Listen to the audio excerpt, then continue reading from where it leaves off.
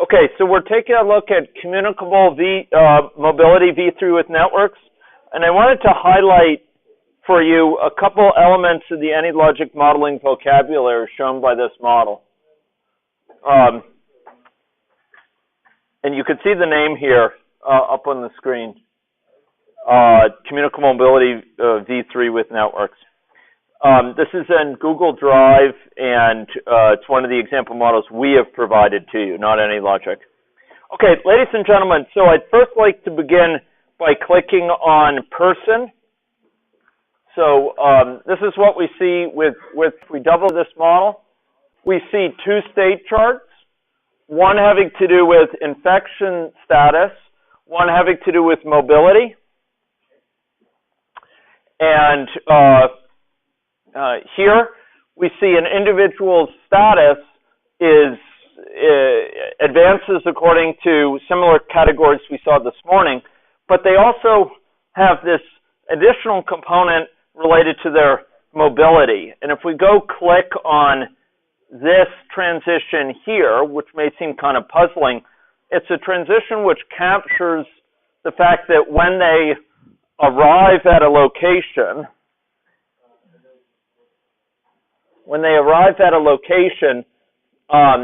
they end up re-entering this state.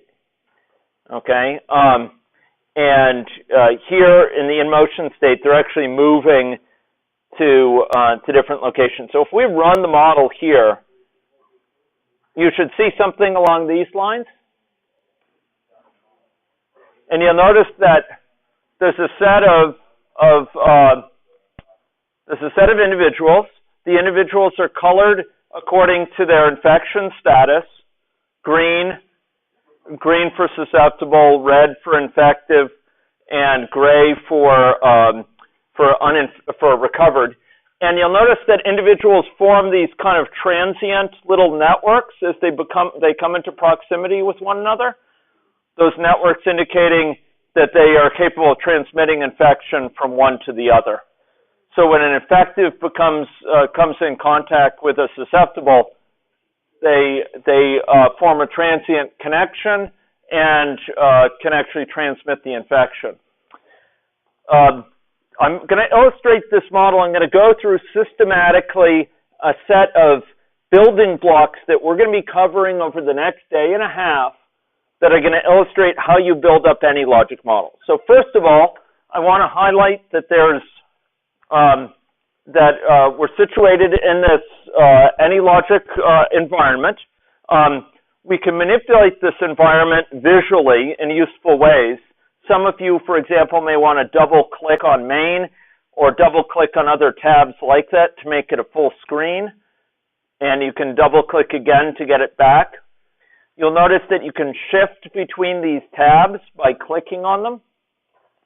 And you can actually drag tabs if you'd like to position them elsewhere. You can drag them down so that you can see them in different places in your workspace. If you accidentally get rid of a tab, let's say this palette tab, we can go back and get it from the View menu with View Palette. I just clicked on it, the X, to get rid of it, and I just go up to the View menu and click on Palette to get it back. Okay. Over here we see the canvas, and again, you may want to make use of turning into a full screen by double-clicking and coming back by double-clicking again. So this is sort of the environment we're using in the context of AnyLogic. I'd like now to go through the particular mechanisms out of which we build this model. So anyone still need TA help? TAs are in the back circulating? Okay. First let's go see person here. So double-click on person. You recall that this thing called person, which we're going to term the person class, it defines sort of our theory of personhood, our notion of what it means to be a person, our notion of personness when it comes to this model. This describes what it means to be a person, and then each individual person will have these characteristics but differ in some of the specifics. For example, the specific color associated with them, or how far they go when they're kind of moving at a time. Okay, that internal arrow in infectious is a sign that when we're in an infectious state, there are certain events that are happening periodically. And in this case, the events are events having to do with transmission of infection. If there's someone within a certain distance of us, we're going to be transmitting infection to them. So for each of the agents who are nearby us, we're going to be sending them this indication that they're exposed to to the infection. Is that helpful? Okay. And similarly, this arrow here in motion is used in a similar way to get it to periodically undertake something. So here we see that we build our model out of pieces. We have this main class which describes the context, the stage in which the agents strut. We have this person class that describes an aspect of agenthood. There could be many such classes. We might have a deer class, a dog class, a moose class. Many types of classes. Some might be for living agents. Some could, in principle, be for a car or a truck. Depending on your domain, you're going to have different types of agents. Each of these agents has some agency. It has some behavior over time that's fairly autonomous, and it's situated in an environment. Right now, most of the models we have just one person class. Now, this person class has their state described, their discrete state described here with state charts, and the evolution between that is described according to transitions in the state chart. We also have some other aspects of state, such as their color, which are going to be evolving over time. And we're going to see, if we go up and look here, that we can set, you could go see up here, this little oval here. I'm in main. I'm looking at main. I double-clicked, and this is main. I'm going to go up and look here, and we can see that the fill color of this little oval here is given by this variable color. And over time, we're going to be changing this variable color. When we're in one state, it'll be set to green. When we're in another state, it'll be set to red. Okay, so this variable color is going to change our color by changing this variable, and then this variable is going to be used as the color for this little oval.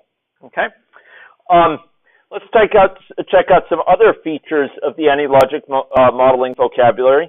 One feature is at the level of an individual person, people move around. There's this mobility. People are situated in space, and they can be told to move to a certain location.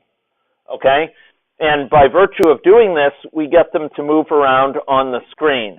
So here, the people are moving in this sort of entropic way because we have this description in this mobility state chart telling them to move to a certain location, which is their current location plus a perturbation, plus it directs them. Yes, question? Are you saying that little white circle on the 0, 0 axis yep. is what's going to represent your agent that, on the thing? Precisely. Okay.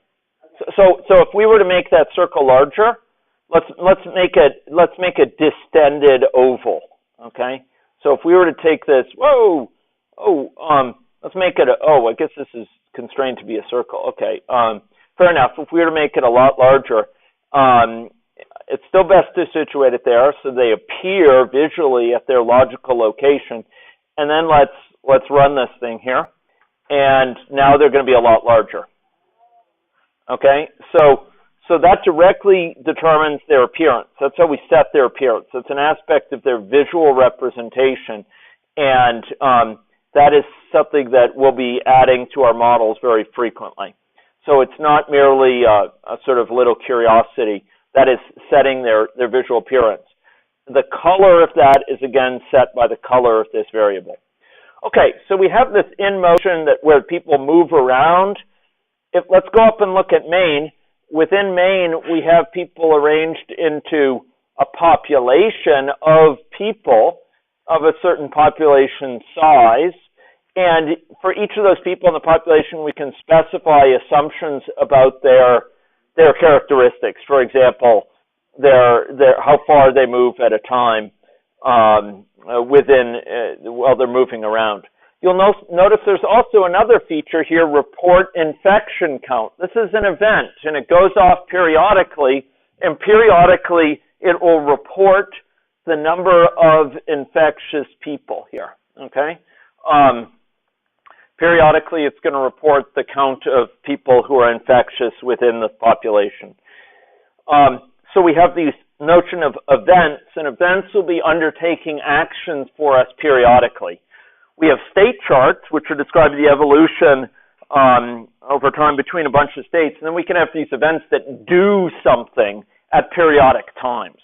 And we could set them to go off at a regular recurrence time, like every day or every month, to report data, or we could set them to go off at random times at some rate to imagine, simulate the immigration of people into our population.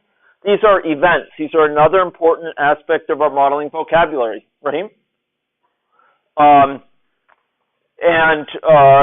then we have further up here a set of graphs, or I guess it's just one graph, and you'll notice this time plot. If we go up and click on it, here we have something which says that the value of this time plot is the count of infectives. And we could have a title, and this will say count. So this will be prevalent case count. Okay. So here we have this plot, and we're basically saying plot out the count of infective people over time. Let's go see where this is defined. I'm just trying to orient you to all the things we're going to be seeing in the next day, so you know what's coming. And so you have a bit of a sense when it comes to your projects of some of the tools available to you, or the mechanics available to you. So let's go check where this count infective is defined. This count infective is what's called a population statistic, okay?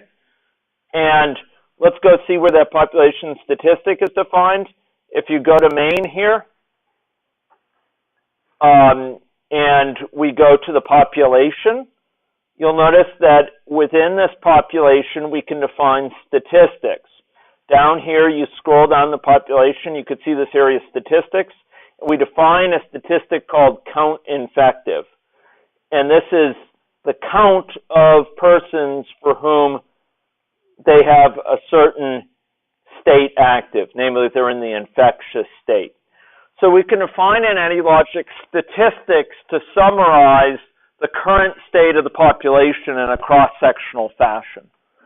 So I've tried to use this model, ladies and gentlemen, to highlight for you a set of the elements of the AnyLogic vocabulary for specifying models. We have a main class in which defines the context. We have persons here, which define aspects of agent behavior.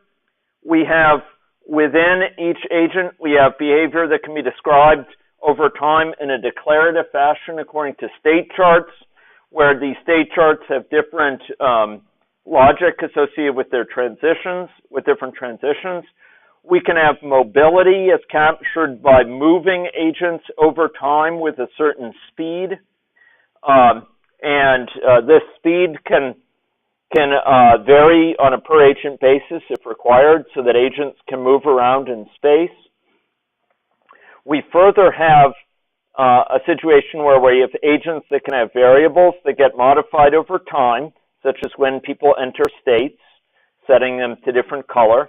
People can have parameters here, and those parameters get set by the place where those things are created. So with a person, the population sets the assumptions about the person, the parameters for the person. Here we can have events which periodically report on things, or semi-periodically undertake some actions like bringing people into the population. And we can have, again, parameters at the main class level where those parameters are set by the experiment. So the experiment specifies the assumptions to apply at the main class level, such as the population size. So, for example, we could have a large population which has a greater number of people moving around in it. Okay, so or another population which is another experiment with a smaller population.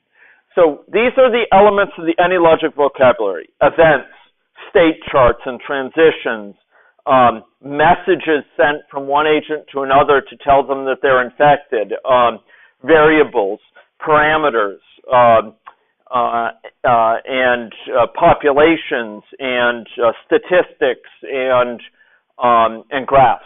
For those of you from system dynamics background, this may seem overwhelming. In system dynamics, you basically have stocks and flows, and you have a few other types of other variables, things like constants, auxiliary variables, but it really boils down to stocks and flows and constants on which they're based, and or other time series fed exogenously. And from those few components in a system dynamics model, you can combine them together to get it to do really interesting things. In AnyLogic, we have more pieces of the vocabulary. We're going to be spending the next day and a half learning the vocabulary of AnyLogic. We're going to learn about each of these things. We're going to learn about mobility. We're going to learn about events. We're going to learn about state charts. We're going to learn about statistics. We're going to learn about messages sent from one agent to the other. And this will help us build up models. Okay? So that's where we're going. Elements of the AnyLogic vocabulary over the next day and a half. We've seen a glimpse of it here. This model I created deliberately to show a bunch of different features of AnyLogic that we'll be learning here. And we're now going to get started. Any questions of this particular model before I get started? Yes, Robin. What's the difference between a parameter and a variable? Okay, so we'll be talking about that, but briefly speaking, a parameter versus a variable, they're distinguished in two particular ways. Okay, so a variable, a parameter typically encodes assumptions that are changing only infrequently, and it serves not only to encode those assumptions, but to communicate those assumptions from the point where the enclosing entity, maybe it's main, and it's used to communicate to main from the experiment, the thing that creates main. Similarly, if you're dealing with an agent, that specifies the assumptions about that agent, and it encodes that, it communicates the assumptions about that agent from the point where the agent is created, namely from the population. So parameters are used to encode assumptions, and they're used to communicate those assumptions from the point of creation. So from the population to the person, that parameter is used to say what the properties of that person should be. From the experiment to main, it says what the properties of main should be. For example, how large should a population size be? Okay? That's a parameter. Parameters encode information and communicate that information. A variable, by contrast, is usually used to capture things which are changing over time, things which are pretty much internal to the state of that thing, like the agent. So here we have color, and they aren't told their color from outside. They determine their color internally, and it's changing over time. So it's not something told to them as an assumption about them. Rather, it's something that changes over time as their state evolves. Does that help? Okay, other questions? Yes? I just have a comment. So if you guys ever forget what is parameter, what is variable, and what to use, in AnyLogic help, there's actually an entry. Typing parameter or variable, it explains to AnyLogic how they can use this stuff. Great. So if you ever need that. Thanks very much, Annie. That's terrific. Any other questions? Given that we're going to be diving into these. And the first thing we're going to be looking at are introducing heterogeneity in a population using parameters. Okay? And then we're going to build up to variables too. Okay. So, ladies and gentlemen, let's close that model. Just remember how you went through the process of loading the model, because down the road we'll be loading models probably in another few days. Not so much today, but in later days we'll be loading some models in. Okay. So, ladies and gentlemen, we're going to be going and transitioning now to a discussion of the first set of mechanisms.